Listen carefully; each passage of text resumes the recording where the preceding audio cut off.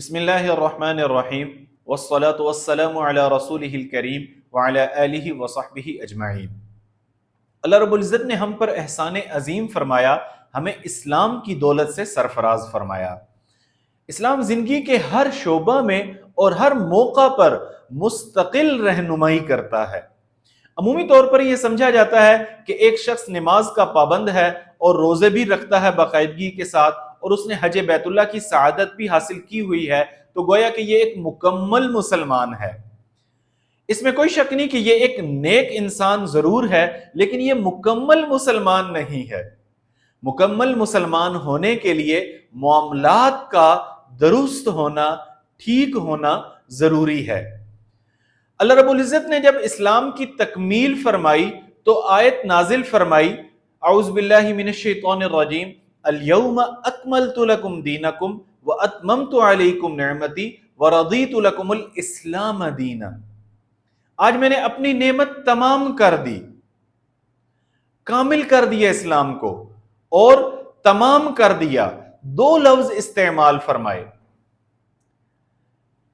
پہلا لفظ کمال کا، کمال کو کوئی چیز اس وقت پہنچتی ہے جب وہ کوالٹیز کے اعتبار سے، صفات کے اعتبار سے مکمل ہو جاتی ہے، اور تمام اس چیز کو کہا جاتا ہے جو پارٹس کے اعتبار سے مکمل ہو۔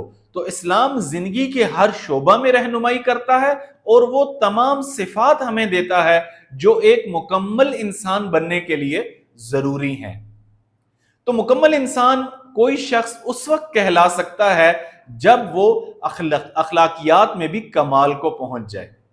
حضور صلی اللہ علیہ وسلم آپ کے بارے میں اللہ رب العزت نے یہ گواہی دی، اِنَّكَ لَعَلَىٰ خُلُقٍ عَظِيمٍ، اے میرے نبی گویا کہ شکست کھا گئے اخلاق آپ سے، اخلاق عاجز آ گئے، آپ کے سامنے ختم ہو کر رہ گئے۔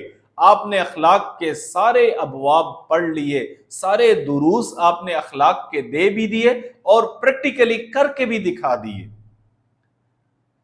تو معاملات جو ہیں یہ انسان کی زندگی کے سب سے بنیادی اور سب سے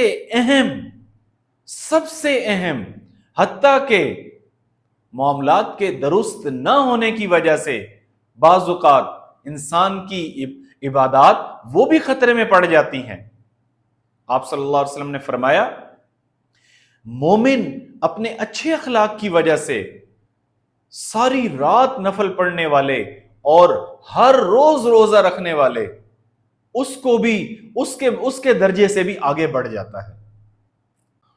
رسول اللہ صلی اللہ علیہ وسلم ایک دفعہ صحابہ کے ساتھ تشریف فرما تھے، تو آپ نے سوال فرمایا، اتدرون ما المفلس، جانتے ہو غریب آدمی کون ہے؟ تو صحابہ نے جواب دیا، المفلس فینا من لا درہم لہ ولا متاع، یا رسول اللہ جس کے پاس مال و دولت نہیں ہے، جس کے پاس پیسے نہیں ہیں تو وہ غریب آدمی ہے۔ تو حضور صلی اللہ علیہ وسلم نے فرمایا کہ میری امت کا غریب آدمی وہ نہیں کہ جس کے پاس مال و دولت نہیں، بلکہ حقیقت میں غریب آدمی وہ شخص ہے کہ قیامت کے دن آئے گا تو اس کے اعمال نامے میں بہت سی عبادات ہوں گی، نفلی روزے ہوں گے، نفل نمازیں ہوں گی، بہت سے نفلی صدقات بھی ہوں گے، بہت سے نفلی حج اور عمرے بھی ہوں گے، لیکن معاملات کا ٹھیک نہیں ہوگا، معاملات اس نے درست نہیں رکھے ہوں گے، کسی پر ظلم کیا، کسی کی ناحق زمین دبائی، کسی پر بہتان لگایا، کسی کو گالی دی، تو کیا ہوگا کہ قیامت کے دن مطالبہ کرنے والے آ کر اللہ رب العزت کی بارگاہ میں کہیں گے کہ اے اللہ انہوں نے ہم پر ظلم کیا، اس نے میرا مال دبایا، اس نے میرا خون بہایا، اس نے مجھے گالی دی، اس نے مجھ پر بہتان لگایا۔ تو کیا ہوگا کہ قیامت کے دن اس کے اعمال میں سے لے کر مطالبہ کرنے والوں کو تقسیم کر دیے جائیں گے، یہاں تک کہ اعمال ختم ہو جائیں گے اور مطالبہ کرنے والے باقی رہ جائیں گے۔ اب اس کے پاس نیکیاں ختم ہو چکی ہیں لیکن مطالبہ کرنے والے ابھی بھی باقی ہیں، تو پھر ان کے گناہ وہ اٹھا کر اس کے سر ڈال دیے جائیں گے۔ کبھی ساری زندگی شراب نہیں پی، بہت نیک اور نمازی انسان تھا، لیکن اس شرابی کی شراب اس کے سر پڑ جائے گی معاملات کے ٹھیک نہ ہونے کی وجہ سے۔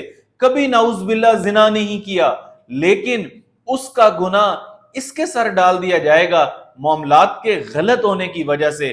تو زندگی میں عبادات بھی کرنی ہے اور عبادات کے ساتھ ساتھ معاملات بھی کرنے ضروری ہیں تاکہ ہماری عبادات محفوظ رہ سکیں۔